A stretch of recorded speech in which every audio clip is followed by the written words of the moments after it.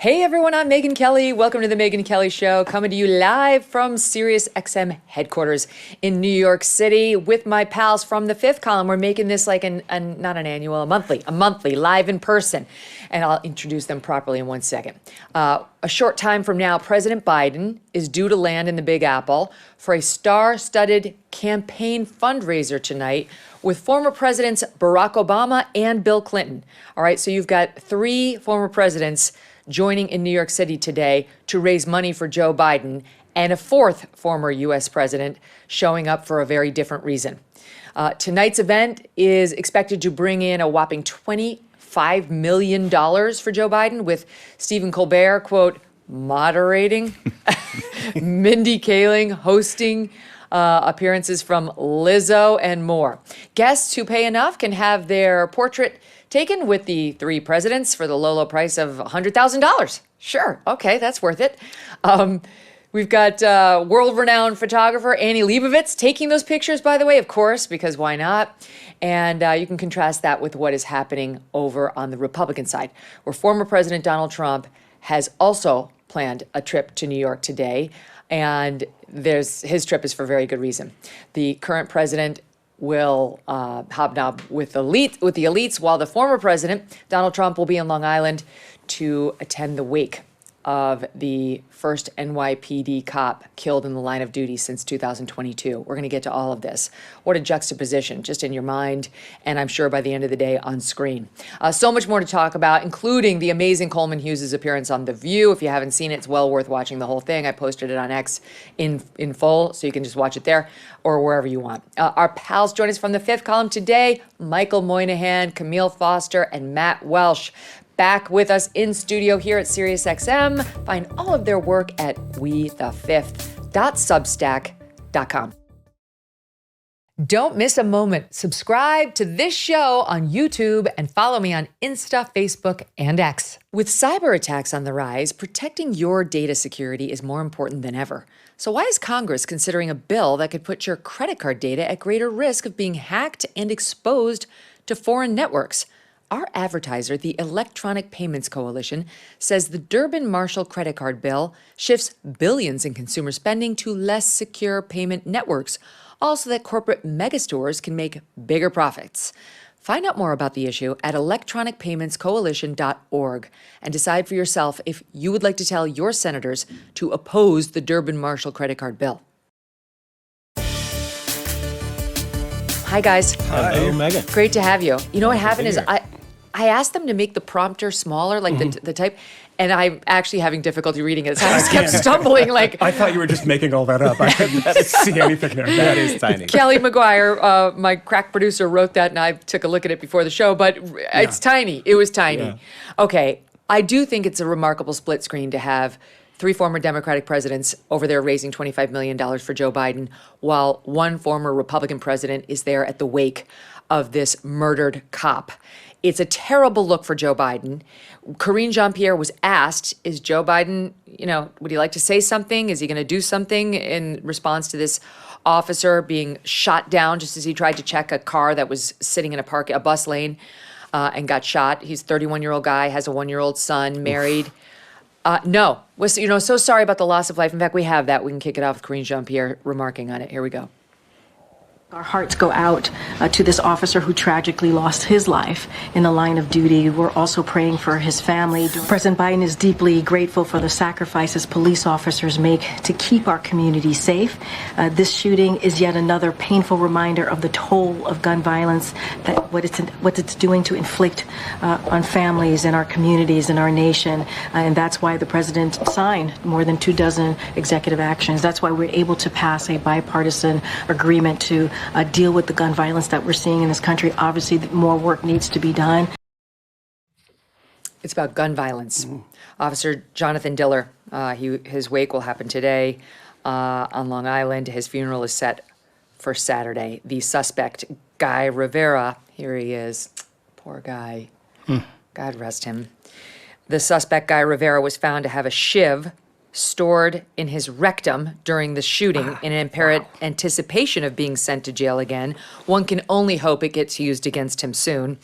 And he's arrested and responsible, according to the cops, for the murder of this young cop. Yeah.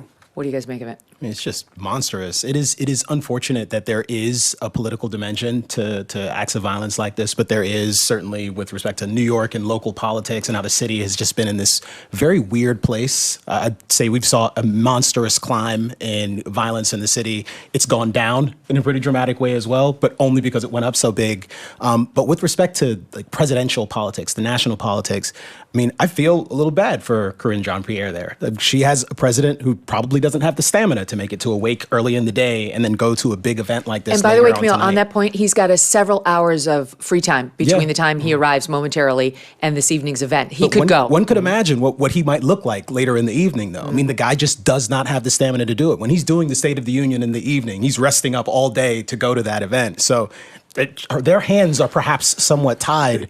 That said, it is a really, really bad look from a political standpoint. Yeah, I mean, regardless if you think this is smart to politicize certain things like that, it's irrelevant in a way. It is political, yeah. But it is political. It reminded me of 2020 when I was in Wisconsin. And after the Jacob Blake shooting, which left him paralyzed, and of course the original narrative of that was that he was just going to break up a fight. It turned out he was like, had a restraining order and he had a knife on him and pulled the knife. I was there and I said, oh God, everything just shut down. Well, President Trump came to town and he was surveying the damage, all the stuff that was burned down. I think it was the same day or maybe been the morning after Joe Biden met with Jacob Blake and his family. And Jacob Blake is not a good guy. No. And what happened to him was his own damn fault, I'm sorry to say. But, it's like even when Karine Jean-Pierre says, and I hate to nitpick like this, he lost his life in the line of duty. He was murdered. Right. And I watched the video, which I do not recommend anyone watches. There's another video that was released today, which you can just hear him screaming and writhing in pain after he's been shot. But it's important to see those things because it does bring home just the hideousness of this violence and the effect it has on, obviously, this guy has a very young child and a wife, and it's absolutely awful. You would imagine that in a presidential race, which is all about gesture politics, it's the only thing it is. I mean, you would make that gesture and go do it, and Donald Trump's going to step into that breach there and do it. It's the right decision, I would say. It's no. Why wouldn't Joe Biden go to this? I'm sorry, but like this cop is going to be. His picture is going to be used in this campaign for the next 7 months if he completely blows this off, because the Democrats have been criticized for being too soft on crime. This guy was a career criminal who shot this cop, had been arrested 21 times. He was out on parole. I mean, anybody who's got the shiv up the anus in anticipation of the cops pulling them over is a career criminal with whom society should be done. Yes. We should be done with him. But New York City went cash bail. We've had soft on crime prosecutors. A lot of people believe that's why we've had the decrease in crime. Raphael Mangel has been saying that don't believe these lower crime numbers because the cops aren't making the arrest now. They know that the people just get turned right back out on the street.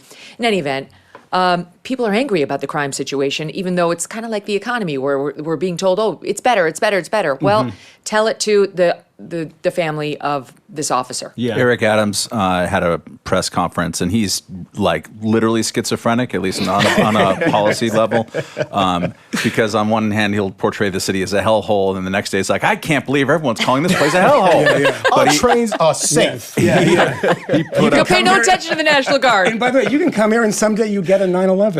If anyone doesn't remember that, actually said that. What is great about New York? Someday you get a. I was like, this man is deranged. He had He listed it as one of the great things about New If York. you don't believe me, go look this up. He had at his press conference this week a big prop arrow pointing down, it's an orange arrow pointing down, and it had 5.6%, saying, since I've been mayor, crime on the subway has gone down 5.6%. No. It hasn't. Yeah, right. Like reported crime, sure. Right. I was just today taking the subway here, and on the 8th or so stop, I was remarking to myself in my interior monologue, jabbering like a crazy person. Like everyone else on the train. This is Remarking to myself. this is the first time that I've taken everyone in the cab. a train ride in weeks where I haven't seen some kind of jabbering lunatic or someone who's asleep in their own feces or something. And just when that happened, the jabbering lunatic came staggering down the aisle and not menacing people, but just like freaking people out. I mean, that is the observed reality. Yeah. This week, 4 people have died so far, probably more, but since on Monday and Tuesday of this week, where I think we're on Thursday now, 4 people died. Some were killed. One was a teenager one stop away from my house who's 1 year older than my daughter, was walking on a catwalk, got hit by a subway car. There's just no way in which you don't feel like the city is less safe than it was 5 years ago, and the subways in particular. And the juxtaposition is astonishing, right? You have Stephen Colbert, who was funny 15 years ago, but has become part of this kind of clapter Democratic chorus, comedy in air quotes, is giving a Radio City Music Hall $25 million fundraiser in a city that has a lot of rich people. It's great to be rich. Gosh. It's awesome. Yeah. And if you're super rich, it's great to live in Manhattan, and it's great to live in Hollywood and other places like that. But all you have to do is look around you. And the same is true in Chicago, where the Democrats are really wisely having their Democratic National Convention this year. There are dysfunctions happening in major cities that are obvious to the people who live there that aren't rich.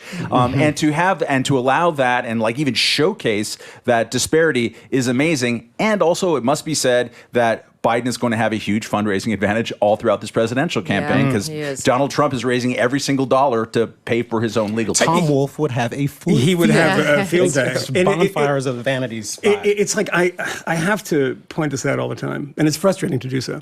But when people talk about the numbers in New York, and the numbers have gone up, particularly in the subway crime, but I always hear these like pompous assholes that are just on, what's happening if you look at the numbers. I was like, dude, I ride the subway every day. Right. I texted these guys last night. We recorded last night. The episode will be up later. It's an outrageous one. You'll enjoy it. I left and I got on the subway at Spring Street, and it was the fucking Michael Jackson Thriller video. There's just zombies. And I was like, and I said, this is how crazy it is. As I said to Kmele, this guy came up to me and he was like, you look like Robin Williams. And I was like, no, I don't. I don't look like Robin Williams. Like a hairy, what are you talking about? What did you actually say? Yeah, I said, please leave me alone. Here's $1, go away. But that is the thing. And they say, well, subway crime.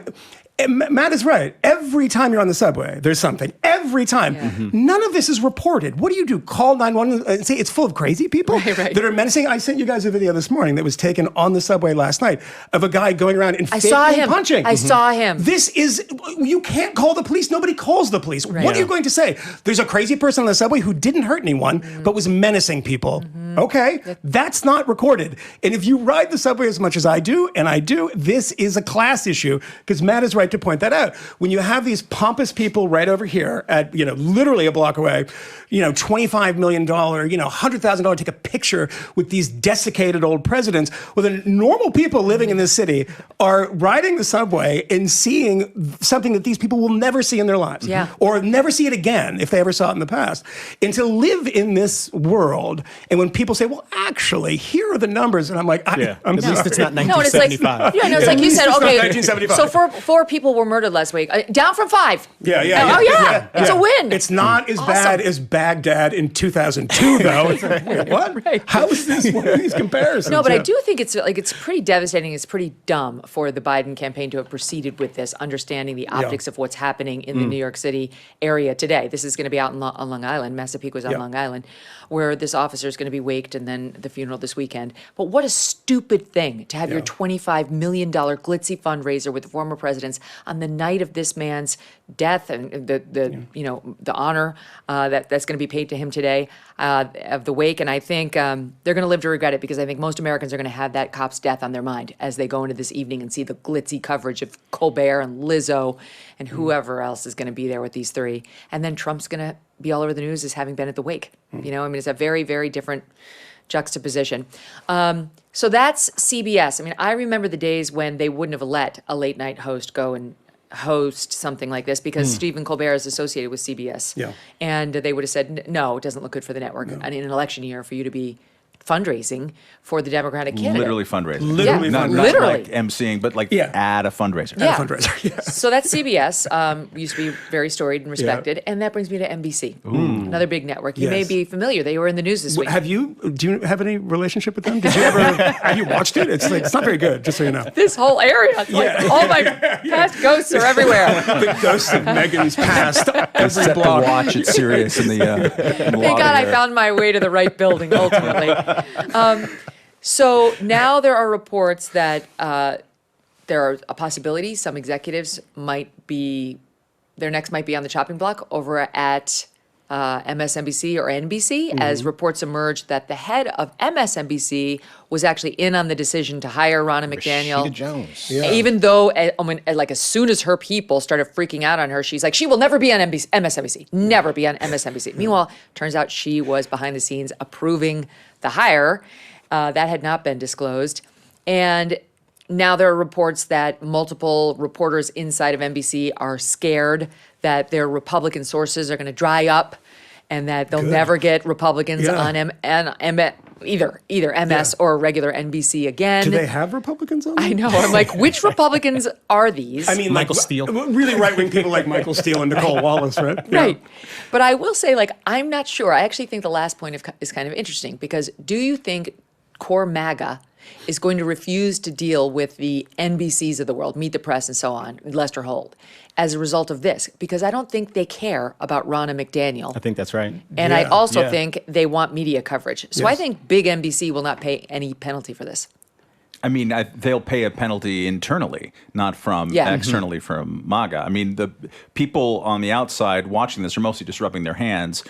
How can you have an actual internal leadership crisis based on the hiring and unhiring of another, political hack to be a panelist? That's crazy. You are running your organization so badly when that happens, and now we're getting leaks, right? Showing Rashida Jones here. That didn't come from her, I don't think. No. The news that she had been part of that. So, if you're on the outside looking in, you're just like, oh, can I throw a little fuel on that fire? That's fantastic. I am fascinated by the self-conception of these places, right? The common viewer, I believe, is smart enough to know that cable news for 30 years has always had the Republican strategist, the Democratic strategist. Now, maybe there'd be the never-Trumper and the MAGA person, right? But, they don't expect those people to be neutral truth seekers. Right. It's not hard. Right. You know what they're doing when they're up there. What's happened over the last 10 years is that in all of cable news, but even more on CNN and MSNBC than had been previously, the space for the actual MAGA contingent of the Republican Party, which is the dominant contingent, has shrunk down even while the self-conception of the places is like, no, we're not doing partisan cope television. No, that's not what we're doing. What we're doing is neutral truth-seeking. Right. And whenever we see somebody out there, somebody named Donald Trump usually, who's saying things on camera live, the first thing that we're going to do when comes back into the studio is tut-tut about all the falsehoods that we're just going to have to debunk right now in real time because the truth is what matters at this network. Damn it. I think they have gotten high on their own supply. They don't realize how the rest of the world understands them accurately, which is not even to say that they're bad because they're liberal. It's like, no, you're a partisan cope. Fox is a partisan cope too, right? In a different direction. But we all know that. Fox manages to have liberals and progressives on air. They would have more of them on air if they would actually come over. And that's the dimension of this particular controversy that I find so weird. Miss Romney McDaniels, Romney, depending on the day. She's Romney's niece. She was pushed out and of she had to give up Romney because Trump didn't like it. She did that for him, and then she's pushed out by him. And that is the person that MSNBC just hired. You people ought to be able to run rings around her in a debate. Bring her on once per day. Could be fun. Dress her down. Yes. Yeah. Her 5 minutes of shame. You're terrified of the prospect of having her on air.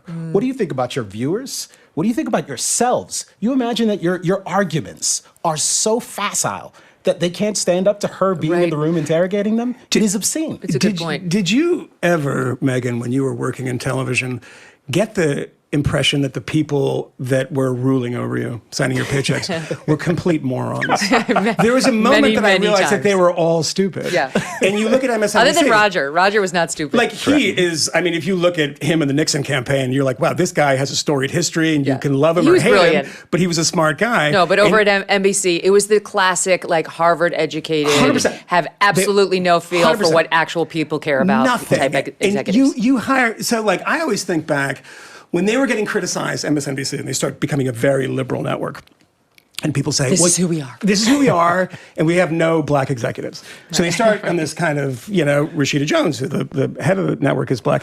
They said, we need somebody to host a show. In the most kind of Upper West Side white person thing, they're like, I don't know, Al Sharpton, he's like a black guy. And they gave him a show. It's like, what is wrong with these people? He's a black guy. He can't even read the prompter, which gave us so many great compilations of his teleprompter. And on SNL, making fun of him for that.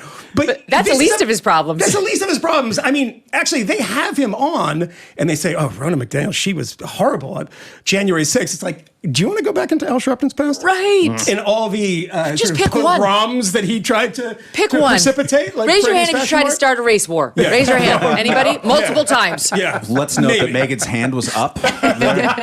She won. I know. She told me that before. But this is incredible. Like, it's a bad hire. Just from a television perspective, it's a bad hire. Because if you've seen her on television, it's like, oh, God, this woman. She's not good at it. You get somebody who's good at it. But also, it's good television to have people disagree once in a while. In this kind of amen choir that you get in, these, particularly when it's like election nights and the MSNBC table has like 70 people around it, like, yes, yes. And Michael Steele comes in, he's like, I was a Republican. I was like, yes, but you're a good guy. Like, this is bad TV. And then you hire this dope, and I'm sorry, she's a dope, but you keep saying this like, well, she's lied about something. Okay, let's go back from 2017 to 2021, and let's just do an audit of Rachel Maddow's show. Yeah. Convincing Americans that we're being ruled by a puppet of the FSB and the Kremlin, maybe that has kind of malicious and bad side effects. Well, I wish, one of these days I'm actually going to wear her little outfit because there's only the one that she wears. I'm going to take off all the makeup. I'm going to pull my hair back even tighter than this. And I'm going to do a real imitation of her. Because I watched her for 27 minutes the other night for the first time. I don't remember ever doing that before. And it was the most, like, she was like. Yeah. Well. Yeah, it's very performative. Right, it was so performative, like really trying to get, like, we're going to find out whether the Congress will do its job or not. Whether the Supreme Court will do its job or not.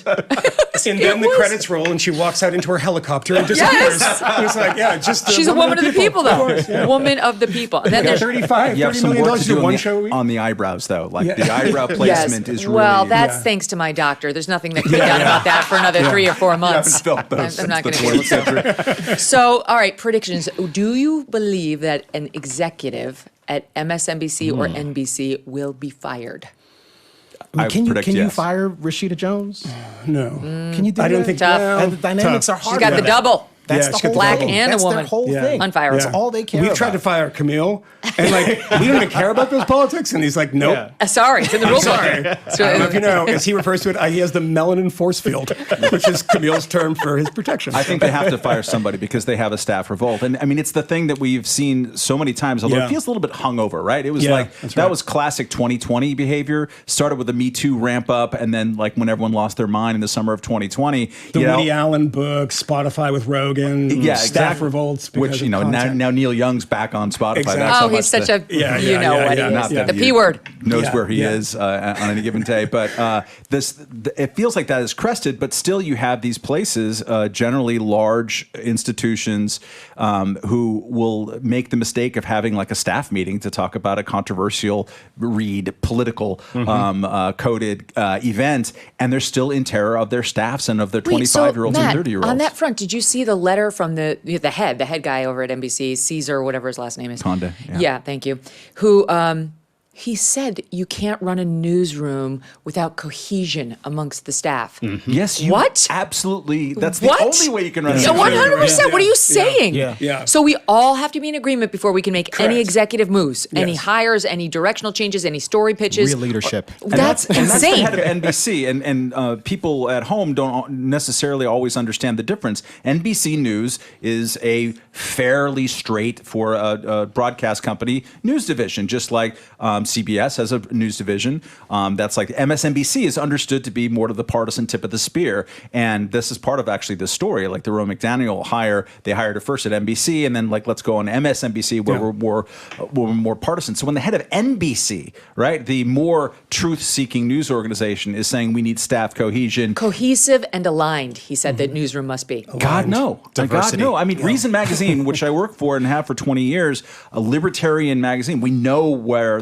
libertarians are coming from, where Reason staffers are coming from. We still disagree with each other about plenty of things internally. It couldn't be that someone would work there and say, you know what, the government needs to solve every problem. Okay, you're not going to do the job. It's not gonna work out of here. line. But Yeah. there's all kinds of ways and all kinds of issues, abortion, immigration, whatever, where there could be disagreements of it. We don't want everyone to be aligned, because then suddenly you're not going to be able to speak to everybody in your audience. And you're going to get things wrong. And you're going That's to the get other things thing. wrong, exactly. So you know Cheryl Atkinson, Yeah.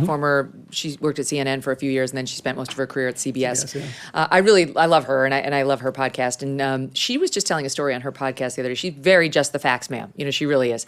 And she was talking about how when she was at CBS News and Hillary Clinton was running for president in 2016, she told that lie about getting shot at the airport in Bosnia. Sarajevo, yeah.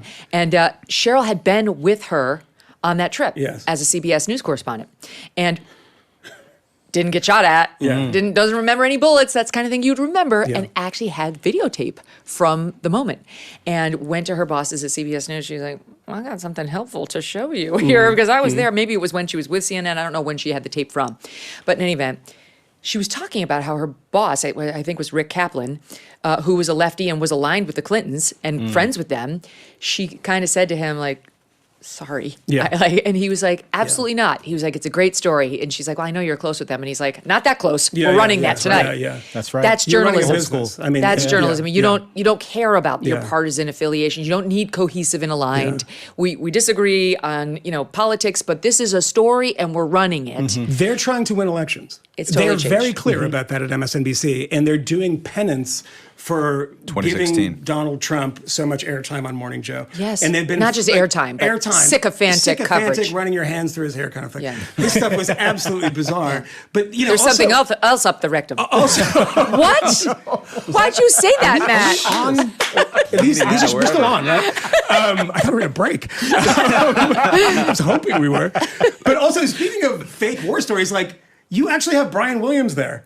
Oh my God, we I mean, haven't come even on. talked about him. He's like, because when he was They're shot telling down us in Iraq. we're about truth. Yeah, we're about truth. But when he was shot down in Iraq and he was tortured by Saddam Hussein's son, Uday and Qusay, at the same time. But he got out. He's a remarkable survivor's tale. But I much think, Rambo. I think what you see, that this is kind of the thing that no one expected or gamed out with this obsession with there being a truth. We are in possession of the truth. There is one truth. This woman's coming and she said things that aren't true. But you have two. But Al Sharpton has, but Brian Williams has, but Rachel Maddow has. No, we have truth. That's not, those are fine. This is not true. And so therefore we cannot have those people on. And when you're a partisan organization, what does that do? It narrows it down to having people that just agree with you and agree with your conception of truth. And I'm starting to sound like a postmodernist, but what is truth in that sense? I mean, it is true that the Japanese bombed Pearl Harbor on December 7th. Why that happened is up for interpretation. The thing about, they say that there is a truth about these things that is never clearly defined, but it's weaponized in this way against people like, their Republican opponents. And again, I don't think she would be a good hire, but truth is kind of a bullshit reason to fire her. All right, now we've done CBS and we've done NBC, and next we're going to do ABC and what happened when Coleman Hughes went on with women who, Yes. battle of intellectual Oh my wits God. there was really unfair. Think tank It was a over there. real David and Goliath Really. situation. And it's absolutely delicious. We'll do it after a quick break as the guys stay with us. Don't go away. Debt.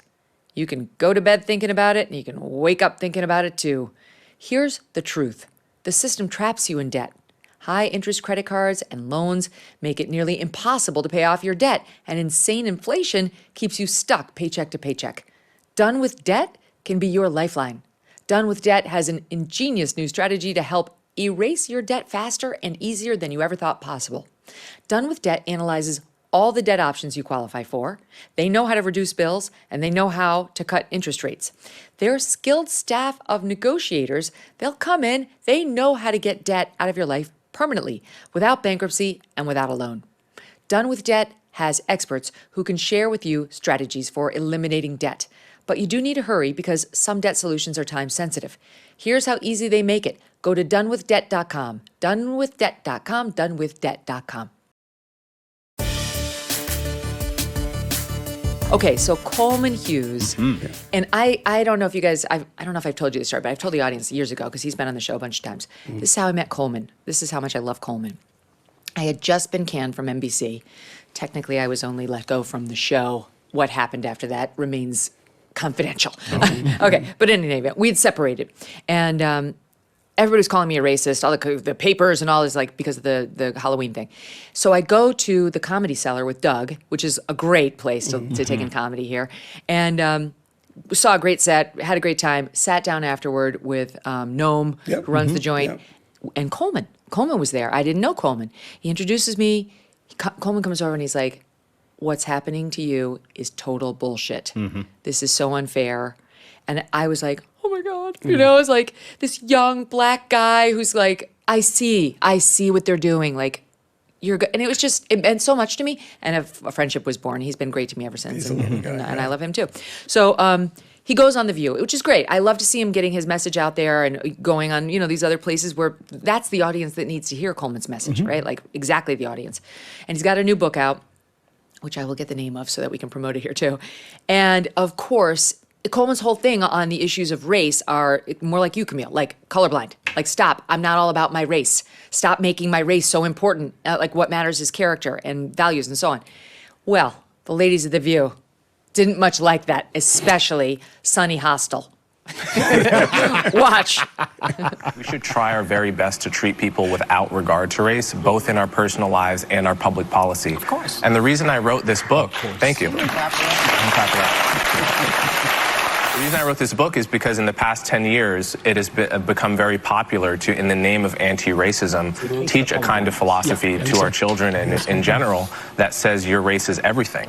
Right, and I think that is the wrong way to fight racism. I don't want to say it's your youth, but I think you have a point, but I think you have to also take into consideration what people have lived through. The default right now in a lot of areas of policy is to use, you know, black and Hispanic identity as a proxy for disadvantage. And my argument is that you actually get a better picture of who needs help by looking at socioeconomics and income. That picks out people in a more accurate way. Right. And I've read your book twice because I wanted to give it a chance. Your argument that race has no place in that equation is really fundamentally flawed. Okay, so she really gives it to him in the next shot, which we're going to run in a second. But just what do you make of the setup? Because Whoopi kicks it off with, you're too young to know anything. And we, back in the day, we never even taught black history, which is why we've overcorrected now to the point where race is dominating everything. So that's how they kick it off. The name of the book, by the way, is The End of Race Politics. The End of Race Politics by Coleman Hughes. The subtitle, The Case for Colorblindness, The End of Race Politics, I think, right? Well done. Yeah. Yes. So what do we make of just the scene setting by The View and how it kicked off? I mean, where does one begin already? I mean, the fact that I love this thing. I read the book twice because I wanted to give it a chance, and she was like, "This is a piece of shit. I'm going to read it one more time.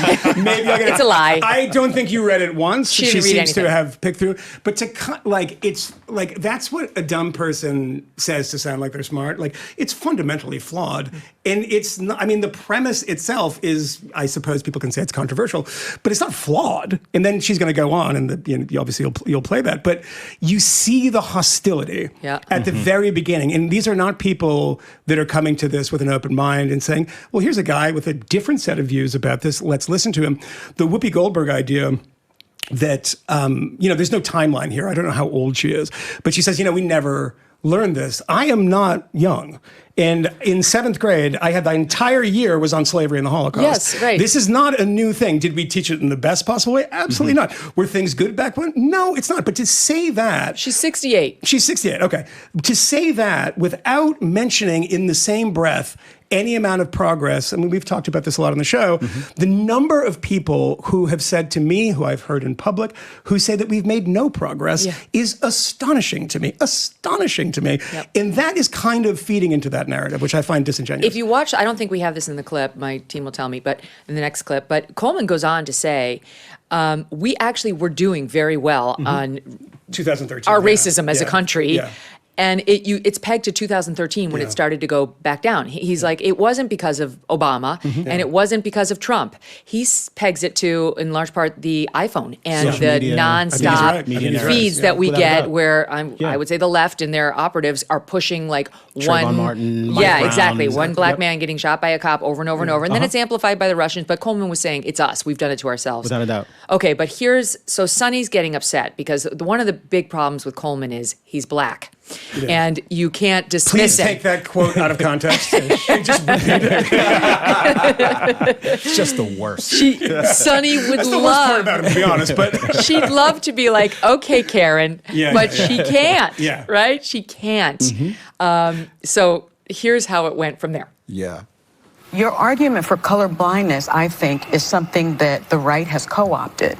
And so many in the black community, if I'm being honest with you, because I want to be, believe that you are being used as a pawn by the right and that you're a charlatan of sorts. He's not a Republican. So how do you... He's never voted for a Republican. You said that you're a conservative. No. No, you did. You actually said that podcast that you did 2 weeks ago. I said I was a conservative. He's not. Yes, you did. I don't think I've been co-opted by anyone. I've only voted twice, both for Democrats. Although I'm an independent, I would vote for a Republican, probably a non-Trump Republican if they were compelling. I don't think there's any evidence I've been co-opted by anyone, and I think that's an ad hominem tactic people use to not address really the important conversations we're having here. And I think it's better, and it would be better for everyone if we stuck to the topics rather than make it about me. I want to give you the opportunity to respond to I appreciate the criticism. I appreciate it. There's no evidence that I've been co-opted by anyone. I want to give you the opportunity. This is an opportunity for you to respond to the criticism I just made. and then pinned on other unnamed people. In fact, it was an opportunity. I mean, well, like part of what makes this whole clip compelling and worth talking about is that she channeled a lot of the way that people interact with Coleman Hughes in the world. That is a style of argumentation that is really popular in the media and broadly on the left as well, of like, oh, you know, you're being co-opted by the right. You said something that the bad people agreed with and like retweeted or did this, and I thought that you were an ally, and now I guess you're not an ally or whatever. This is a style of argumentation, and it was great to see Coleman with his like heart rate down at 42, as it always is. Point out that this is a bad style of argumentation, and also she got straight to the charlatan part. Like, she's like, I don't mean to offend you, but you're a pawn, a charlatan, and a conservative. It's deplorable. Which one's worse? Yeah, it's one of the most incredible displays of condescension I have seen on network television, and I think that's saying a lot. And I can only imagine what the interactions were like there behind the scene. Coleman keeping his composure, all credit to him, but it is just such an embarrassing thing to see happen. And for him to, to be gracious, thank her for the opportunity to respond to these things. When I'm having a sophisticated argument about some important issue that has great gravity to me, the last thing that I want to do is burn time talking about this person's presumed motives and the way that they've been mind controlled into having their particular views. Talk about my ideas. Don't talk about me. Don't talk about my relationship with my kids or my wife if it isn't relevant to the discussion. Talk about the ideas. He did that. He stuck to the point. There is a reason why people like Sunny run away from the opportunity to actually debate the merits of very crystal clear, transparent proposals. Coleman is a dear friend of mine, but I would say this if it weren't the case. His book is really stellar. People should go out and grab it. And he and I have some pretty meaningful disagreements about certain things. Like colorblindness is not actually my jive, but I do think what he is doing in public is important and relevant and is helping to elevate our discussions about race and a range of other issues. So you I'm saw really the bit at grateful the for end, that. though, right, Kmele, where he was saying, what I'm saying is, he also says, like, it's not about colorblind exactly. Like, I understand people do see color. Yeah, that's But the part I disagree with, But actually. right. Yeah. But he then went on to say, like, I'm saying I don't like the super emphasis on race. You know, I want people to be judged by their character, by their values. And the audience did erupt in applause. The audience is with him. And I think it 100%, tells you yeah. a great deal. Yeah, The yeah, yeah. executives in the C-suite, the people who are hosting these shows, they may be complete fundamentalist ideologues on these issues. But regular people, everyday Americans, generally share the same sensibilities. They want to they believe in human dignity. They want to judge people on the basis of their individuality. And I think a lot of people have been pulled in unhealthy directions in recent years, but that is starting to snap back into the right place. But that can only happen if people are going to be honest and sincere and share their genuine perspectives on these issues. Cowardice is really just dominant these days. When she weighs into what would appear to be something of an intellectual argument, she gets her ass handed to her immediately. Yes. She quotes Martin Luther King because, you know, by the way, she knows King's Bernice. daughter. Yes. Yeah. Just so you know, I know her. So I'm one up on you. Three times. I'm one up on you. Yeah, you know, bizarre. Bernice, who was texting me this morning, she doesn't Meanwhile, like it's like, because any knowledge you would have of MLK Yeah. is erased thanks to the fact that I know the daughter. Yes, Like, and you obviously this is a have historical read the figure we can all material study. because Coleman says, well, yeah, you're not quoting what happens right after that, what he says right after that. But, you know, she says he's a conservative and then is fumbling. It was in a podcast and he's like, well, I'm not, okay? and we went back and fact checked that. It's not true. It's not true. Somebody It's not else true. said it about him. Of course, Coleman did yes. not say that about The himself. New York Times did that, and he was, I mean, you could have just looked, and I think he tweeted about it, or other people were like, Coleman's not a conservative, and they said he was, but it's just on this issue. He had tweeted that, like, if you want to call me a conservative, I'm not going to be bothered, but that's not how I call That's not myself. how- Right. Yeah, yes. Aha! That's how the thinking is at the View. But can we just say what she is saying in so many dumb, sort of convoluted ways? She's trying to call him an Uncle Tom. Yes. Yeah, that's what right. it is. Without a doubt. Why do white people on the right like you? And I remember one time I was in a green room at Fox in probably 2010 or something, and I was sitting, and I will tell the person's name because we don't really know each other, but I was sitting next to Jonah Goldberg, and this was in DC, and there was somebody on that was saying something crazy. And I said to Jonah, who again I don't know very well, I said, you know, this I got to be on after this guy is kind of humiliating. And he just looked at me and he said, "You're only responsible for what you say. Don't worry about anybody else." And it was just, you would never remember this. It was a throwaway comment, and it stuck with me. I was like, yeah, no, I don't care who fucking retweets me. Sorry, I don't care who retweets me. I don't care who likes my stuff, Yes. provided I have the sort of, you know, firepower to say this is the argument that I'm making, and this is why it's true. To say that and say, well, why in co-opted? What does that mean? So the What New does it York mean? Times, just to add to what you're saying, the New York Times had a headline about him, the young black conservative who grew up with and rejects DEI. I mean, it's wrong in the title of the Yes. article. They keep calling me a Republican in all of their articles. I'm not a Republican. I've been a registered independent for almost 20 years. I've actually asked them to correct it. They don't. It's just like they won't. They have their mind made up about who you are, and that's where they go with. Then this guy, Clay Kane, who's got some number of followers on X, retweets that New York Times headline and writes, Coleman Hughes calls for a colorblind society, but this New York Times headline says he's a black conservative. He's getting press because he is black, it's all in caps, that's why I'm saying it like that, calling for colorblindness. Why is his race mentioned? Shouldn't he denounce any mention of his race? Grift on. Like Coleman's got some obligation to run all over all of his He's press not mentions. Kmele Foster, after all. Kmele would be out there denouncing the whole thing. But I know what Kmele would think about this, but I'm I have a slightly different view on this. Like I'm glad that it's being presented that he's a black person. And the reason is because there is a instinct, particularly on the left, that to be black is to think one way. And if you're going to highlight this, why are you highlighting it? It's because there's many ways of quote unquote being black, if you believe that is such a thing. Kmele does not. But if you're going to go there and say, well, everybody, and then the Trump polls, you see them, inching up. People say, how is this happening?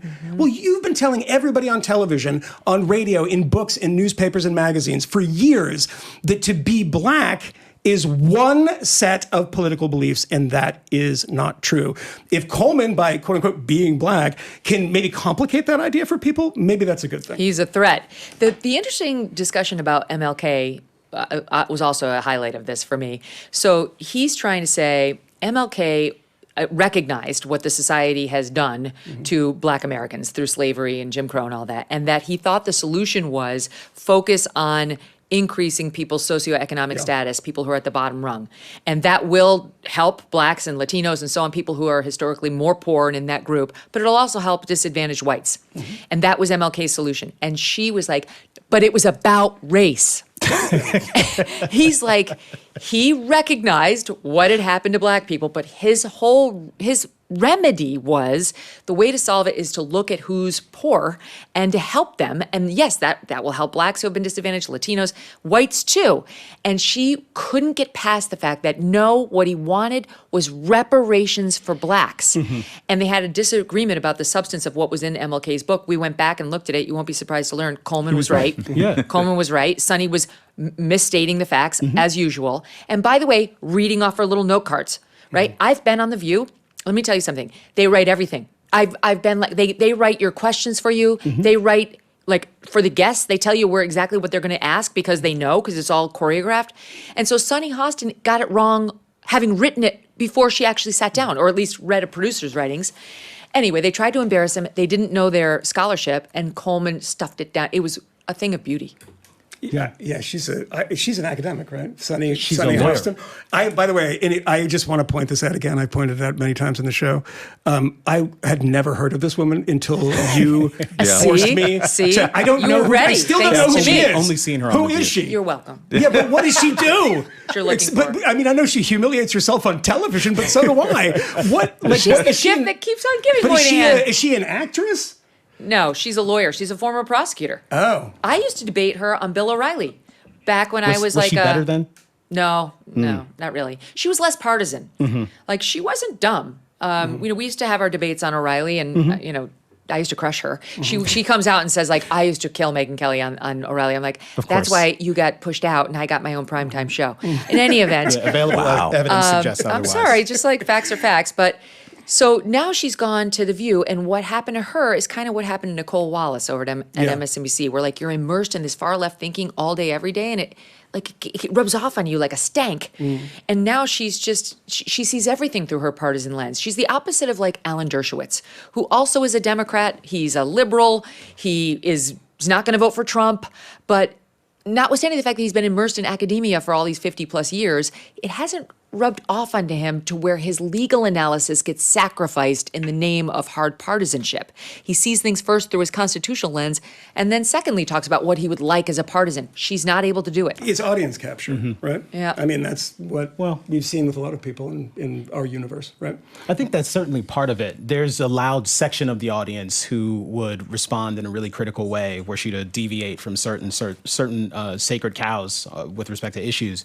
But it's also the case that the audience in the room, when Coleman was presenting his arguments, was enthusiastic and extremely excited to hear those ideas. Yeah, no, it's a microcosm of everything. It's the microcosm of, like, the New York Times comments section. When they come out with a bunch of woke stuff, then the comments are like, what are you doing? This is not liberalism as we understand it. I also just want to shout out Martin Luther King. He doesn't get nearly enough credit. He really doesn't. Credit out here.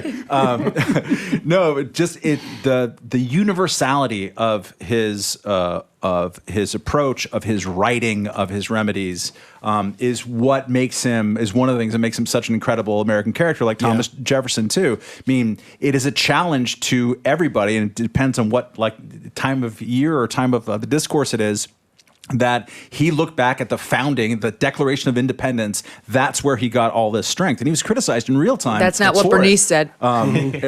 Exactly. We just talked to Fat Joe in the green room, and he told us a completely different thing. Fat Joe knows a lot. And it's a great challenge. And there's universality even in his remedies right before he got killed in the passage that was under dispute. It should be a challenge.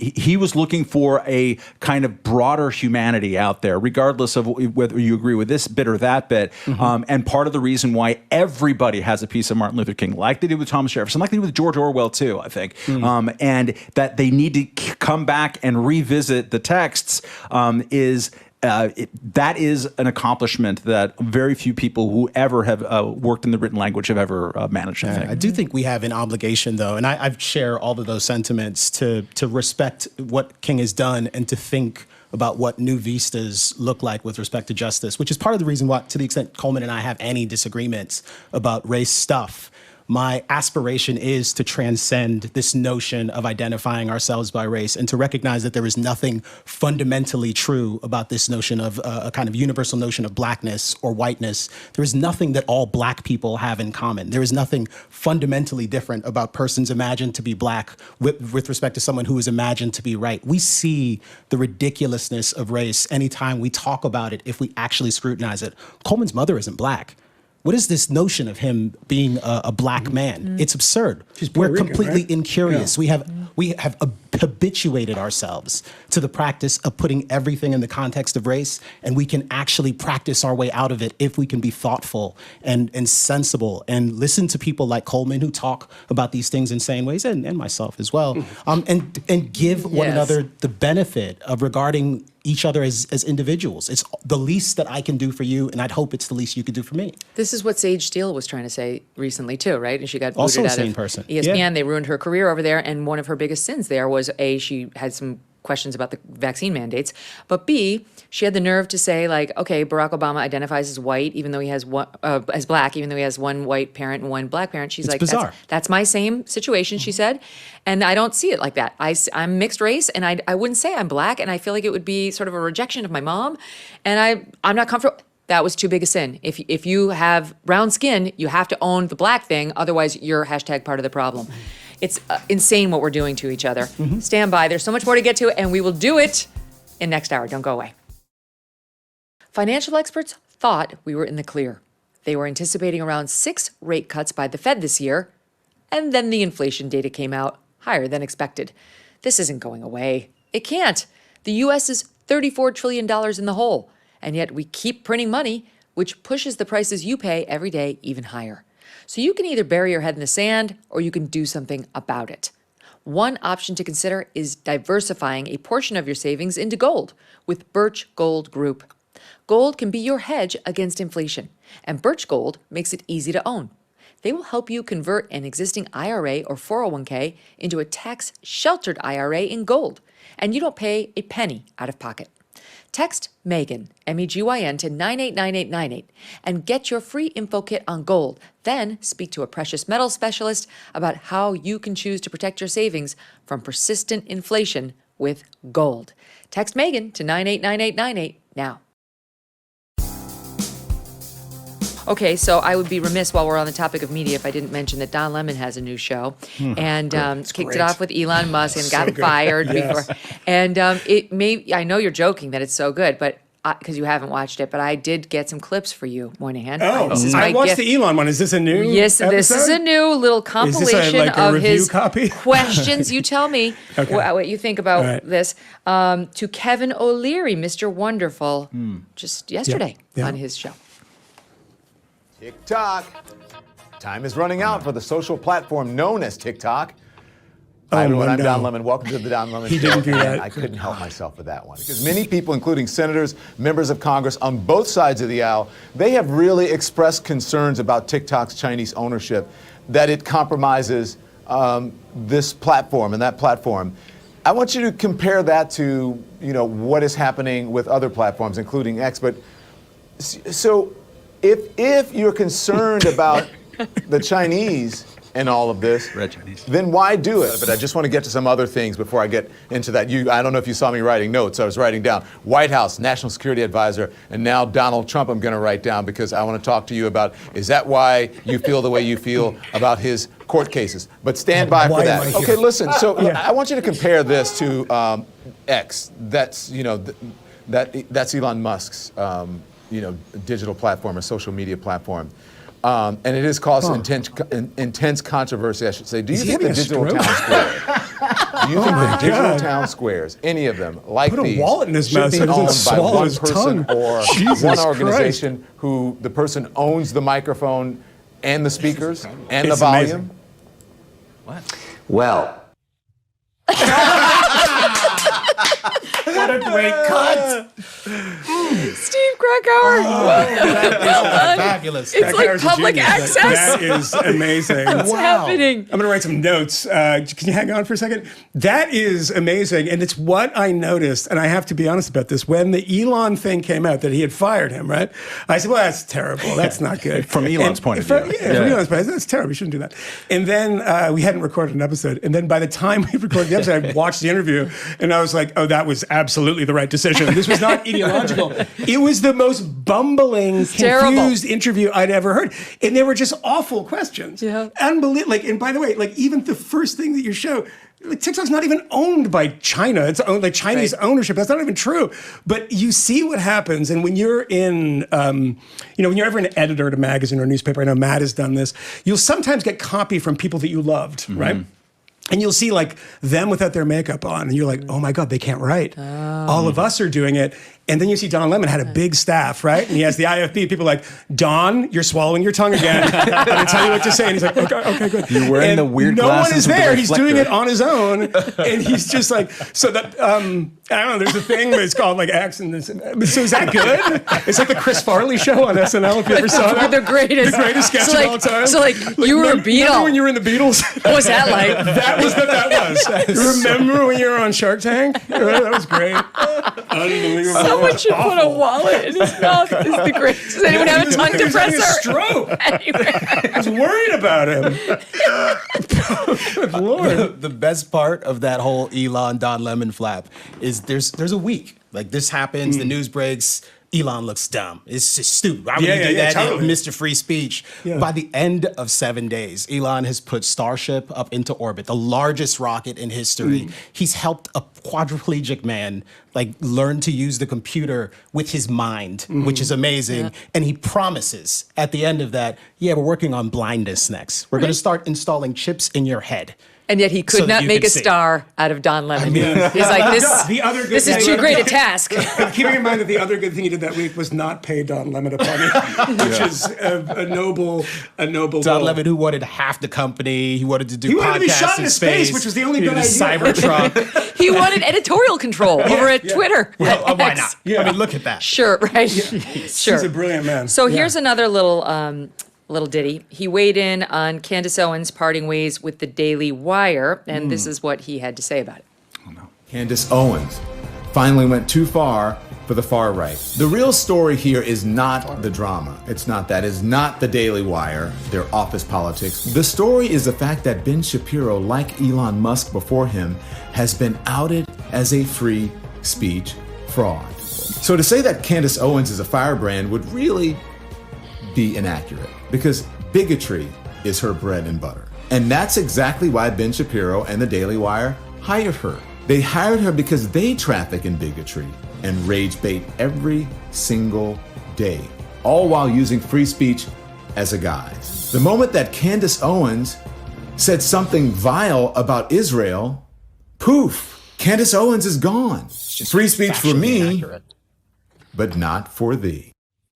Oh, God. What is he? Dramatic He's straight out of the racial Maddow school. Yeah, that sarcastic kind of. He's incredibly dumb, isn't he? You can, by the way, be a bigot and a firebrand at the same time. Can I tell you something? Here's a true conversation on our team, and I will do the person who responded, the courtesy of not naming them. But he also claimed, because Elon was calling him Don Veruca Salt Lemon, right? Because of his nasty demands. I want it all. I want it all. And he was like, I've never even heard of Veruca Salt. And I'm like, that's a lie. He grew up when I grew up. We've all heard of Veruca Salt. And the person on my team said, we have it. Okay, wait, let's listen. We have lots of Don Lemon queued up. Let's take a listen. You know what I thought was funny? What? Because in pain, I always laugh. When he called you Veruca Salt, Elon Musk has been insulting Don. Some of the stuff I won't even read because I'm just not going to read it. But he said you were like Veruca Salt from Elon, that you were asking for everything. And I thought, well, who doesn't ask for everything? everything in a negotiation. I mean, he's a shrewd and smart businessman. And to criticize you for asking, I think they said you asked for like $5 million and $8 million up front and whatever those details are. You asked for a Tesla truck. I would have asked for a fleet of Teslas. So I didn't understand that. You would have humiliated yourself. I was like, he's mad at you for being a good businessman. Here's the thing. That was a funny tweet. You got to admit it. Veruca Salt was well, good. at least we have on the same color, right? I don't know who that is, but let me just say this. It's an obvious distraction, right? And they're trying to sully by reputation. They're trying to smear me. I don't know who that is. There's no way he doesn't know who Veruca Salt is. But then said person on my team said, in his defense, he's dumb. He doesn't know a lot of things. Also, in his defense, Megyn, no one knows Veruca Salt as well as you. That's true. That's true. You I know her well. had dinner with Veruca Salt. 100%. I did have it. Yes, that's right. I did. That's right. That's right. I have her in my phone. I could text Veruca right now. Yeah, Don Lemon has no idea who you are. She's like, who? I don't know Don Lemon. I told my 9-year-old daughter that because we recently watched the original, and her mind was absolutely blown. I'm finally someone because I know someone who knows. I'll give you some behind-the-scenes pictures you can show to her. This is my only claim to fame. I do. Getting back to the very important issue at hand, I do want to point out that two people who have been fired from cable news, former MSNBC host and a former CNN host, who don't, and has some, I don't know, where's that show, the Tamron Hall show? Oh, yeah. I think it's on like Bosnia or something. I don't know. The Albanian television. Doesn't make a lot of headlines. But I think that I understand why, because they both believe that asking for an insane thing is good negotiating. You're like, that's just business. It's just business. Ask for $40 million. I need $200 billion. What are they saying? It's idiotic. That is absurd. What's wrong with you? Everyone, That is trust how you me, end negotiations. as somebody who actually has negotiated several contracts in cable news and broadcast news, that's exactly the opposite of what you do. You make a demand that is reasonable, that is big, that you think you could get over what you think it's actually going to land at because you want to leave yourself some room for negotiation, but you don't want to make yourself look like an asshole, right? That you're off on a new foot with your employer. You don't want to make yourself look like an asshole. Nobody in history has asked to be the first person in space and for full editorial control over any news decisions made. Like that's something, maybe Rachel Maddow has that at MSNBC because she appears to be running the joint.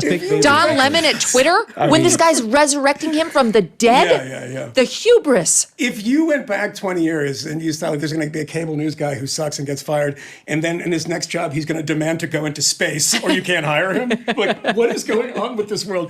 No, the interview style. Watch the Elon Musk one.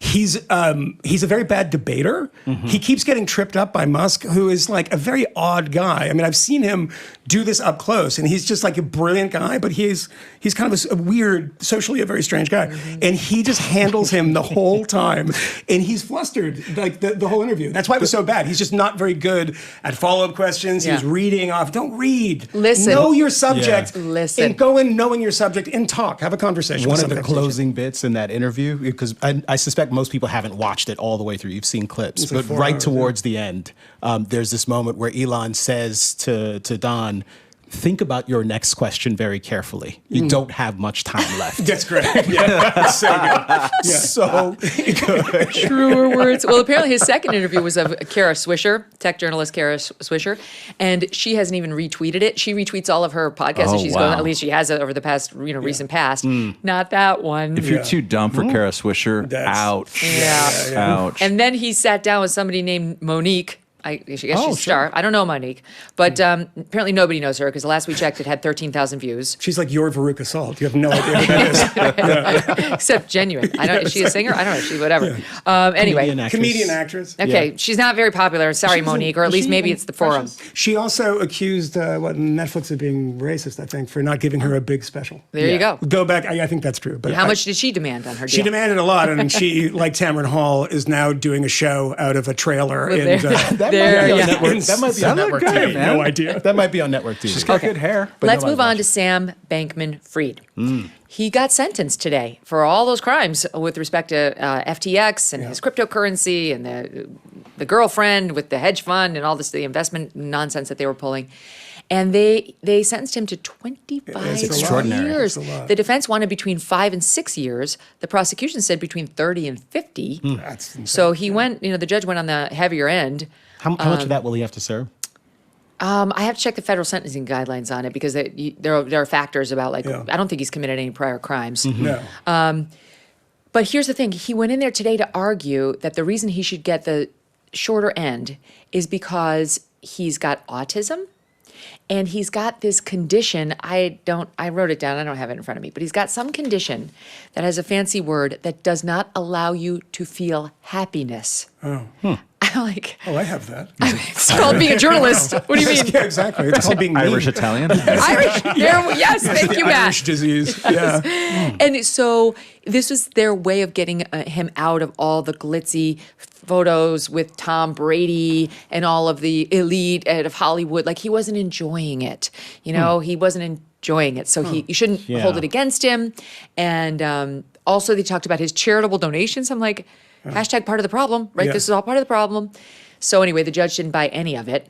But the interesting thing in the case was, much like the undercovered piece of the Madoff story, do you know all the investors have been paid back? Yes. No. Yeah, they've been paid back. But Is it all of them? I know some had been. Yeah. Forgive me because I haven't Yeah. fact tested that, but Yeah. that's what I read. Yeah. And they're still mad. They're still saying, look, we could have had a greater value if we had our investment grow as it should. Like crypto's way up right now. We could be selling.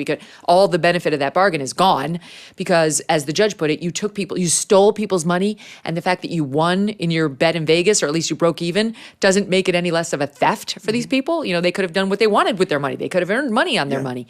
Anyway, I do think it's kind of interesting, and apparently most of the Madoff victims have been paid back too. Is that an right? I didn't know undercovered that. fact. Doesn't make it any better, but Yeah. it's sort of they get their money back, and this guy's going to jail for 25 years, which I'm fine with. It seems a bit long to me, a lot but of time. 25 years. But the thing about this at the time is just kind of less of a intellectual point about cryptocurrency. But it was a weird gold rush. In getting involved in that, everybody knew this was something that wasn't tightly regulated. Yes. I mean, in some cases, it wasn't regulated at all. I mean, there were pump and dump schemes every day during that wild ride. Anhedonia. That's Anhedonia. Right. That's the unhappiness. Unhappiness. thing. Sorry. Keep going. Oh, well, I'm going to have to write that one down. One of my new I'm so afflictions. unhappy that I can't even remember it. But no, this was like, look, he committed like a very, very, very bad crime, particularly when he's taking money, shifting it somewhere else, and using that, and the investors are not aware of it. But the one thing that gives me pause about it is that when I was doing that, investing in cryptocurrency, I understood that the next day it was all going to be gone. Probably. It's not going to be the case if you're doing it in Wall Street. You might lose a lot of money, but it's not going to go poof. I mean, sometimes things get delisted, but it's usually a long slide until they'll delist you from the stock exchange. But this was like a total, I mean, it looked like a scam from the beginning. And my first response was, and again, this is not to mitigate all the terrible things that he did, was that, didn't you expect this to happen? Because I sort of did. And I ended up taking crypto stuff that I have and putting it in a place where I knew this company was a little more secure and on the level. And like, I'm really holding myself back from another rectum joke. but clearly, please make it, because it's the best part of my day when somebody makes a rectum joke. Are we going to talk about Diddy? Yeah, no kidding. There are a lot of rectum jokes in that too. Oh, Yeah. well, does anybody else want to say anything about SBF in 25 years? I mean, 25 years feels like a lot. Clearly trying to send a message here. I'm still like sort of dazzled by Michael Moynihan's cryptocurrency analysis. I can tell you, I work in SF. I know a lot of people in the Bay Area. I can tell you that a number of people, including Elon Musk, for example, has talked about this publicly, like smelt fraud on Sam Bankman-Fried. So hopefully people have learned their lesson from this. But I don't even know. I don't even know that we've seen a serious kind of regulatory push with respect to crypto that we is haven't. obviously going to ensure stuff like this doesn't happen again. No, we haven't. I Okay. mean, New York is pretty tough. Not on a these sober things, but one yeah. anyway. So Yes. on the subject of putting things inside of your body. Yes, yeah. Again, my favorite subject. We're talking is about there a Neuralink disorder now. for that? Is there a name for that? Yeah. We're talking now about Vanderbilt. Oh, yes, you saw Toxic the story. shock. Yes. I didn't know this was a thing. It's a Toxic thing. shock? I didn't know. By the way, too young, he doesn't it remember the isn't a 80s. thing. You It's can my set this up. privilege. but It's yeah. not a thing for It's not a thing. 8 hours. Yeah. No, it's not. I mean, if having a tampon in for several hours at a time caused death, we'd all be in the hospital. I mean, it's absurd. Not all of us, but in fairness. I didn't see coming this morning a conversation about insulin with Fat Joe or a conversation about tampons with They you. don't have that context. Yeah. All right, I got to get the audience up to speed. We talked about it yesterday, so I yes, think the audience knows. But just a quick primer. Yesterday, a bunch of students went on the campus of Vanderbilt, and it was a very great school, and or used to be, and went down there and did a sit-in at the chancellor's office because he wouldn't allow a vote on the BDS movement. We're trying to divest from Israel. They're pro-Palestinian, and he wouldn't allow a vote, so they did a sit-in, and they were very upset that they weren't allowed to just do it on their terms for as long as they want and say whatever they want. And like, if they got up, they weren't going to be let back into the room. So they didn't feel that they could get up and leave. And they were worried about getting arrested. It's kind of part of violating the rules. You know, if you got to kind of be ready to take the arrest. Maybe some consequences. In any event, one of the big moments was when they called 911 because one of the protesters allegedly had a tampon in and was claiming if she didn't change it, she was going to get toxic shock. Yes. And here's that 911 call for people who missed it. Toxic shock. Yeah, there is currently a female student who is being denied the right to take a tampon that has been in for multiple hours, which leads to an increased risk of toxic shock syndrome. So while you're saying... Just like reading from Wikipedia. Right, so then you should understand... Okay, what you are not hearing is that if she stands up to use the restroom to change her tampon, they are threatening arrest. So it is not an option for her. Ma'am, do you have an emergency? Yes, ma'am, I do. No, do you have an emergency? Not your friend that's inside. Do you have an emergency? That is my emergency. I don't remember the time that I needed to have an emergency personally to call 911 for help. I don't remember the time. That's information. Okay. So Snap. I love it. The right to change her tampon. Yes. It's right after speech and religion. You might have missed it when you read. These Republicans, man. So she got up, she got out, and the tampon was changed. And reportedly, it was changed in front of others. I heard that she No, died. no, what? She lived. Oh, wow. Misinformation. Reportedly, it was like to one of those cover. things where like the guys pee in the empty bottles. bottle. Yeah. She kind of took care. I don't know whether that's true or not, but I did read that she Yeah. she took care of business. She did not die. There was no toxic shock, but there is an embarrassment to a generation. It is very odd, like the entitlement of these kids, like sitting there watching them on the phone with more context. Like I just saw the footage of them forcing their way into the building, shoving past this security guard who is trying to hold them back. And I mean, they are literally forcing their way into the building. It's very Washington State, or Evergreen. I mean, just a really, here it is really for the bad look. Audience, look at this guy. He's trying to close the door so they can't get in and bother the chancellor and everybody else. I mean, the kid is throwing himself bodily into this man at the door. Like you could cause him serious injury. This is terrible. These are not peaceful protests you do Why that. do we blur them? Are we not sure whether they're minors? I'm not sure. No, the one that I saw was blurred too. Okay, so it's. it was blurred. Okay, it wasn't us. Yeah, I don't know why they blur it's it. a source. They don't have the right to be blurred. No. Show your faces. Let's see them. I They suppose posted all over TikTok. The school must have released this footage. I think Yeah, they probably did. Yeah, I mean, I was at Evergreen 2 days after that happened, filming a piece there, and it was remarkable. I mean, there were gangs of people, and I'm not joking about this. You can go look this up, of people, the weakest looking human beings, like physically weak looking human beings, roving the campus with baseball bats. To enforce their vision of the world, this kind of Maoist idea that if you're not with us, we're going to, baseball bat you. They didn't end up doing that because they couldn't lift them I can't over their imagine shoulders. the But swings on those I guys. walked into, this is true, so this is the language policing of these people. This kind of, it's so bizarre. So I was talking to these young people, and I told them, or interviewed, a very difficult interview to do because they're all very hostile. And I said, if you guys want to break off the interview, you want to stop, just tell me. And they went and had a little conclave and came back and they said, it's a true story, said, we would appreciate if you didn't use you guys to us. And she said, Snapping. and she said, can you use y'all? And I said, and I'm not, my producer can absolutely attest to this happening. I said, and this was the biggest fail of a joke of all time. I thought it was great, but it was like it died. I said, well, ma'am, I don't want to appropriate Southern culture, which isn't mine, by saying, yo, and they looked at me like, if this was the Cultural Revolution, I would have been shot on the spot. But the madness that had overtaken these people, in that example, it reminded me of the guy who was the president of Evergreen, who they wouldn't let go to the bathroom. Do you remember this? Yeah. There's video of this, and they said, no, you're not allowed to go to the bathroom. And he said, okay. And he's asking them, may I please leave my office? And they say no.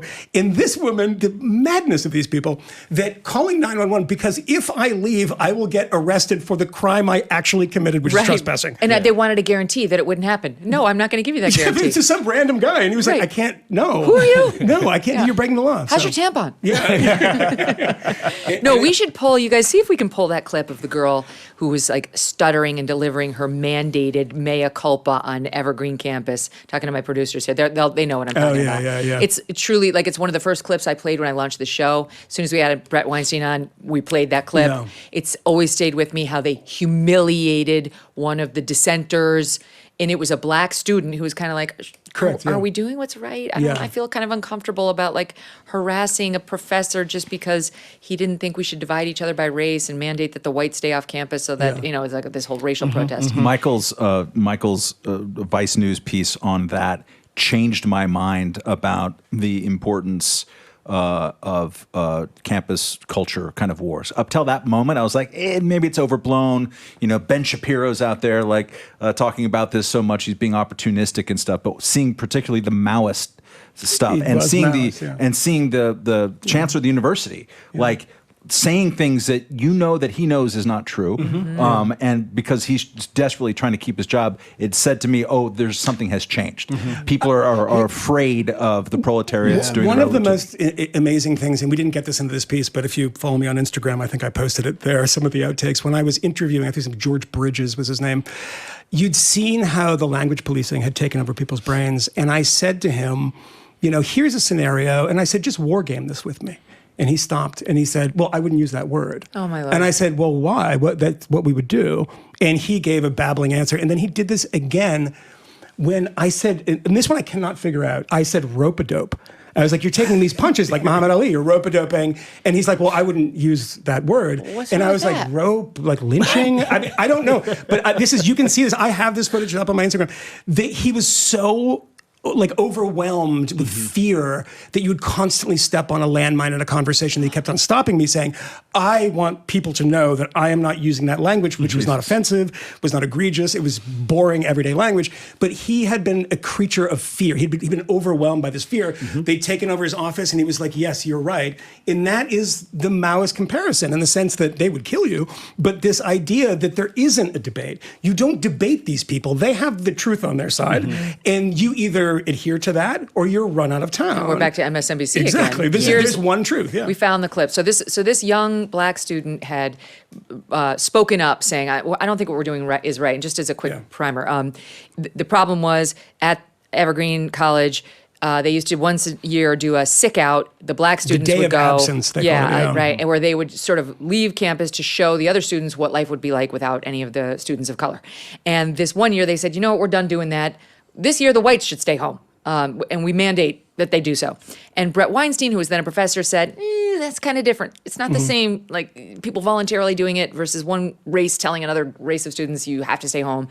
And that led to Brett Weinstein getting protested, getting his life threatened, and ultimately losing his job. Well, there was a black female student on campus who was like, I'm kind of on his side. I think we're being, And she was made to apologize in this exchange, which is just so disturbing. It stayed with me. Here's what they did to her, speaking of Mao. Has demonstrated anti-blackness in the pigeon-holding, charging, and sentencing of 2 black trans disabled students based on false racially charged allegations. Sorry. Whoa. This poor girl. I got it. Chill. Yeah. I've never seen that before. I just watched Three Body Problem on Netflix, which I tried to read the book. But there's a scene in there like a depiction of the Cultural Revolution at the very beginning of the show, and it is visceral. It is incredibly hard to watch. There is a woman who's brought out on stage to condemn her husband, who is about to be, unbeknownst to the audience or the reader, who's about to be stoned to death, essentially. He's going to be stomped to death by these people who are holding him captive. He is about to lose everything, and his wife condemns him while his daughter is watching from the audience. Like that. These are not identical circumstances by any stretch of the imagination, but the mechanics are the same. The particular ideas, this is actually why I have a problem with the word wokeness, because it focuses you on the wrong thing in my estimation. Like the particular ideas are bad, and I want to fight and argue about those ideas. But what I am most aggrieved by is the fact that so many people have abandoned like civility, that they don't care about civil liberties anymore. This idea of a culture of free expression where people have differences of opinion and we can have a conversation about that. Yeah. Like they've abandoned all of that in service of a totalitarian impulse to forcefully impose their views on you, to condemn any sort of dissension in the ranks. Even an appeal for a reasonable conversation is somehow incredibly suspect. It is so dangerous, and people don't appreciate that. And I do think there is a real risk if we're paying too much attention to the particular bad ideas that are being articulated and not really appreciating the degree to which the mechanisms are actually the most dangerous part of what's going on here. The lose sight of the fact that that could happen on the right. There's a version of that right-wing people could embrace, a kind of ideological fundamentalism where the most important thing is that we win and they lose. It's how I think many conservatives who have traditionally been right on these issues have become suspicious of the First Amendment in certain respects, are interested in censorship as a remedy to those bad ideas. Those people are wrong. They do not appreciate what they're putting at risk by endorsing those policies. And also, this needs to be said, I think, more often than it is in centrist or right-of-center circles. There are so many Republican politicians, conservative people in the public eye who are saying things that have something to do with Donald Trump that they don't believe. Oh, yeah. That's cowardly. You see that too? That's cowardly. I wince right now anytime someone I know and have a positive feeling towards who works in politics and is a Republican is staying in their job or competing for a job or running for office. I wince because I don't want to inevitably lose respect for them, and I'm going to almost in every case. There's one or two exceptions I can think of because they're compromising themselves in the name of doing that, and it's so painful to watch. Actual courage, something Moynihan points out a ton, and this is true when you look at communist countries now and especially before, actual courage, people are willing to face the consequences of saying what they actually believe and not have to read, my God, that thing is just horrible. She was tripping on the words. It's so rare. It is actually rare to say what you believe. And it is something that is worth honoring, not overly valorizing if you're just saying it to get to a new audience to love you in a way, and then changing your views in order to get there, which a lot of the never Trump people I think have done politically, but like sticking to your beliefs. Last night on the Ronna McDaniel thing is that this, Casablanca-like shock that somebody would say something in defense of her boss in politics. I mean, that's what Jen Psaki does. That's what Karine Jean-Pierre does. I mean, I don't know if she believes any of that stuff. Her job is to spin and lie. That's what you do. Yeah. That's what politics is about. And like, she's saying this thing about January 6th. It's like, yeah, that's her job. Right. And I don't think that's a good thing, but I know that it is a thing, and that's what happens in politics. And all these people expressing this shock. And, bravery in these situations is incredibly rare on the Evergreen campus, to get back to that.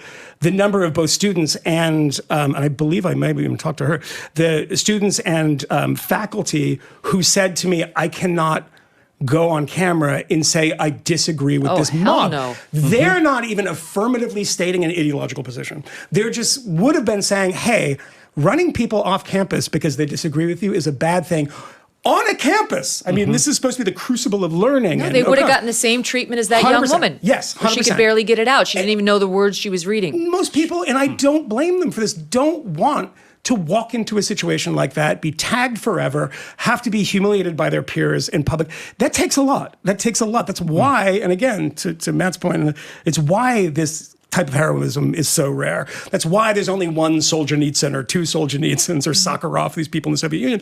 It's just, why bother? It's just going to cause me an enormous amount of harm. So the people that do that are rare. And on this campus, what people need is an assurance that they can survive, right? When I got an assurance that we could have an audience of our own, I started being a little more open about the things that I believed when I was working in journalism. Not, to a point where I was being ideological, but if I was in a meeting or something, I was with people, you be more open about what you believe. Otherwise, you're like, I don't want to rock the boat. And if I get fired from here, where am I going to get hired unless I go to somewhere super ideological? But when you can do it on your own, people start being a lot more honest about things because you're not reliant upon. You're a great example of this too. I mean, your podcast came to Sirius. It didn't start at Sirius, right? I mean, this was a thing that was an organic thing, and you had an audience, and you cultivated that audience. NBC, Fox doesn't make a difference. They can go screw. I mean, you did this. That we can do that now allows a much freer conversation. And I'm seeing that freer conversation. And it's been an unbelievable boon to us and to our careers. But I worry about people like these, kids, maybe the dissenters. I mean, who knows? Maybe there were some dissenters in that room. Maybe girl who called and complained about toxic shock. Probably not her. No. But maybe the person to her left or her right. Yeah. Because, all right, so I launched this show when I was already known, right? People knew who I was. So I had a running start in trying to reconnect with an audience. And you guys have been well known. You've been all over the news for years and, intellectuals. I knew Matt back in my Fox days as a Reason Magazine guy. So these kids nobody knows them. Yeah. They don't have one quote fan. They don't have a connection with it. And now, yes, you could build it brick by brick, but there's a lot more risk to them in saying no. And we played this clip yesterday too, but I'll play it again. But it shows it's another example of exactly what we're talking about, where they shouted down the cop, the paid cop who's not probably a graduate of Vanderbilt and probably isn't going to get exactly the same financial advantages as these snot-nosed kids are.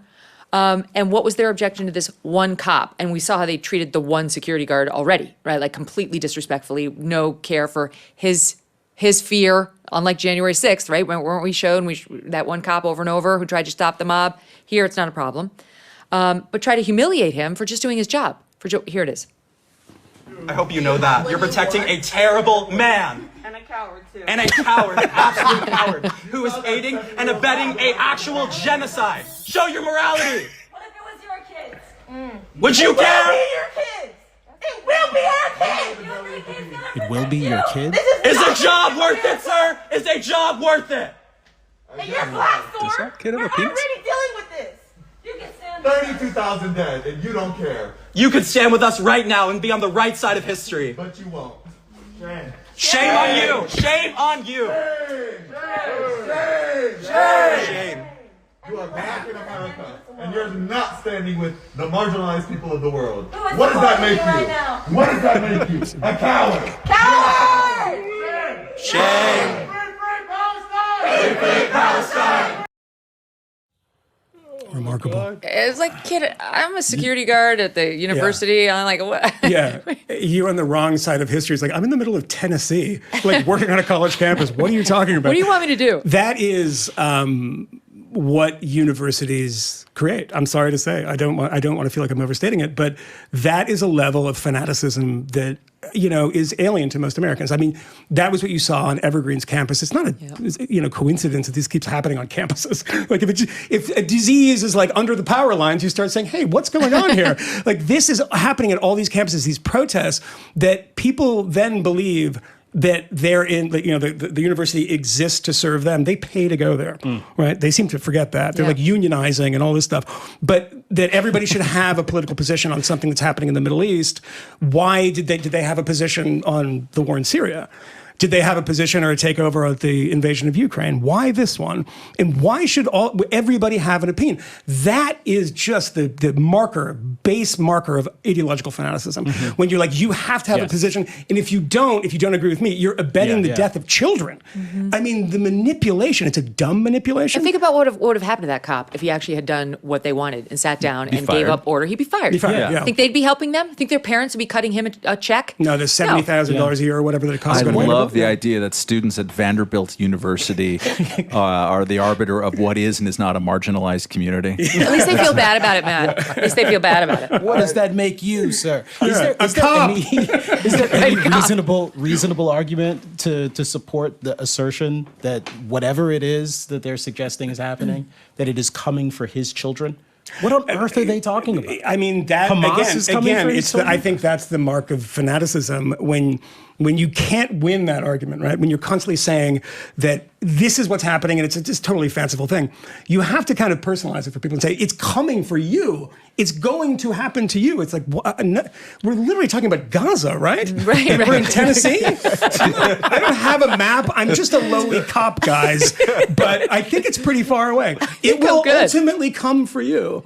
That is, a lunatic statement, obviously. But yeah, that's the stuff you sort of hear. And it's so untethered from reality, all of it. Not to be totally an old crusty dude, but like, what kind of manhood is that? Like, you are Thank you. You're a person, you're a penis haver, and you're sitting there in your university, and you're going, "Sir, sir, aren't you going to stand there?" Your voice is cracking. You're assuming a lot about that penis having. This was the point. This is the theme of the show. This is the point I made yesterday. I was like, I'm very worried about who the young college co-eds are going to sleep with. Where are the sex partners? Michael Moynihan is raising his hand. He is willing, standing up for America, prepared to be drafted into service. Yeah, I mean, if you want a resume, I have one in the car.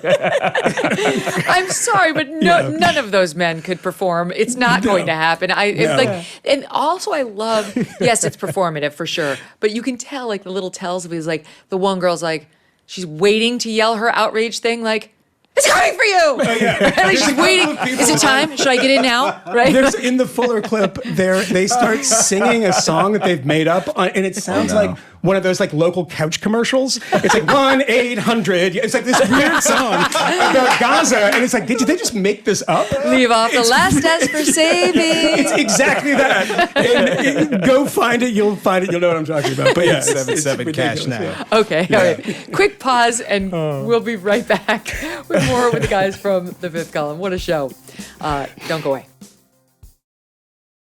Grand Canyon University, a private Christian university in beautiful Phoenix, Arizona, believes in equal opportunity and that the American dream starts with purpose. Change the world for good by putting others before yourself. Whether your pursuit involves a bachelor's, master's, or doctoral degree, GCU's online, on-campus, and hybrid learning environments are designed to help you achieve your unique academic, personal, and professional goals. With over 330 academic programs as of September, GCU meets you where you are and provides a path to help you fulfill your dreams. The pursuit to serve others is yours. Let it flourish. Find your purpose at Grand Canyon University. Private, Christian, affordable. Visit gcu.edu. Should have gotten this when we talked about crime in New York City, but have you seen this TikTok thing where this guy's running around, maybe more than this guy, it appears it's more than just this one guy, just randomly punching women in our very safe city that we have nothing to worry about in, where crime has totally gone away. There's a TikToker, she's not the only one, but she actually documented it and put it on cam. Her name is Hallie Kate McGuckin, and she posted this shortly after she'd been attacked. Look at this. You guys, I was literally just walking, and a man came up and punched me in the face. Oh my God, it hurts so bad. I can't even talk. Literally, I fell to the ground, and now this giant goose egg is forming, and I'm like, oh dear. What? Oh my God, it looks so crazy. Aw, this poor girl. They have made an arrest. Many women then started sharing, saying, it happened to me too. Just walking down the street, and they get attacked by somebody, punched. She got it, obviously, in the front. A couple of other have said they got attacked from behind, so they had no chance to respond or protect themselves. They didn't see it coming. They've made an arrest of this one guy. He's Shabuki Stora, and on his existing TikTok, he's posted these videos of him, Instagram, of him harassing law enforcement and city workers. Look at this. Who your daddy? Who your daddy? Who your daddy? What's his name? Satan. Satan. Oh. It's a little much, huh? That's good for you, man. You finally harassing a white person, man. Good job, man. Oh, press charge on him? He just put his hands on me. This white piece of shit just put his hands on me. Yeah, you not gonna press charges? You not gonna, I'm not hurt? And I'm filing charges on all y'all faggots, man. Let me see that badge. Let me see that badge, man. I'm Skabuki, Marcus Garvey grandson, nigga. You a white piece of shit, look, and got a black partner, dog. Look at this, man. I'm running for office, man. We ain't having none of this shit, man. White with black, we ain't having none of this, man. Now, I want you to mace me. I want you to mace me. Use your power to mace me. So good luck on your subway ride home. I think you'll be fine. She should be the chief of police, that woman. Why? She laughs in his face. Kabuki, whatever your name is. She's another day in New York. Yeah. Right? My God. Yeah. No, I mean, it's not surprising that a person like that is randomly punching white women when he's like expressing like just rank racist ideas. Oh, and saying like white piece of shit is probably telling you something about this guy. It's a little sketchy. Okay. So I just had to get that in because I needed to discuss it earlier and I forgot to. Okay. Speaking of criminal trouble, should we talk about Sean Diddy Combs? He's Free in a Diddy. No. He's in a whole host Can't of stop, trouble. won't stop. Yeah. What? You're a lawyer. You play one on TV. Why the Department of Homeland Security? Because sex trafficking. Yeah. For sure they suspect actual sex trafficking. So, but of young isn't, girls. and this is something we've been talking about, and I'm not to turn the tables and interview you, but isn't sex trafficking often kind of like a BS category? Like when I think of sex trafficking, I think of, like massive prostitution rings of, Russians and poor people That being... is just your poor education. Yeah, well, no, I know. That's, I mean, this entire show shows my poor education. I actually did a few shows on this Yeah. back at NBC, and they were very interesting, very educational for me. What happens a lot of the times is young woman meets a young man. He says, let's go out on a date. She meets him on a date. This actually happened to one woman who told me her story. And he says, I'm taking you to the hotel and you're going to sleep with this guy and you're going to give me the money or I'm going to hurt your son. Mm-hmm. Oh, that. I know you're back. I know you got a 2-year-old back at your house. Mm-hmm. I've got a guy over there. And so you will do it. And they always pick somebody who's, not always, but usually more working class, who doesn't, they're not going to have some high security guard on speed dial. Mm-hmm. And before you know it, she's in it because now the threat keeps getting unleashed on her. Or let's say it's somebody who's alienated from her parents. She finds some guy who's like, move with me, let's go to Ohio. Okay, we'll be together. As soon as he gets her out to Ohio, he starts pimping her out with the same thing, like threats. He beats her up. If she doesn't, next thing you know, her picture's posted on Backpage. It's like a business. She's miserable. She wants to kill herself. This is how it happens for a lot of women to young girls. One girl, it had happened with her high school teacher who kind of ran a similar scam on her. So it's usually somebody who you trust or you think you love, who you trusted the wrong person. And before you know it, you've been threatened into doing this kind of work and you're not the only one. Yeah. Yeah, the scintillating aspects of this story have been the things that people have talked about much. Is he gay? Is he trying to groom an adult man? Is he doing sex trafficking?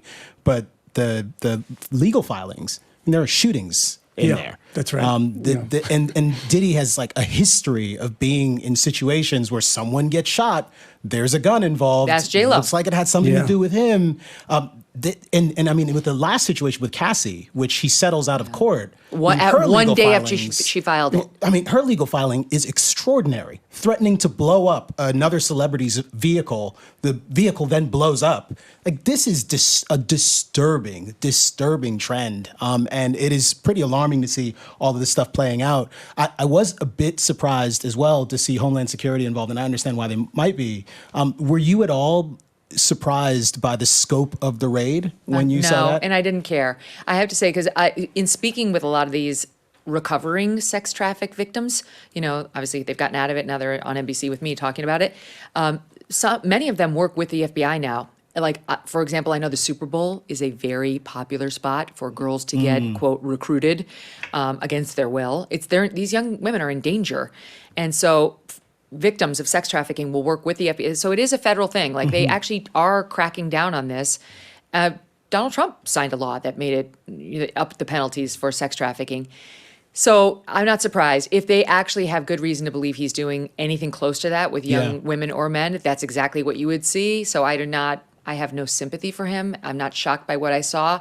I hope we see many more just like it, because this is a disgusting crime that so many young women find themselves pulled into against their will. These are not voluntary, quote, sex workers, which is the new favorite term amongst the left. These are more like indentured servants who are afraid and getting hurt.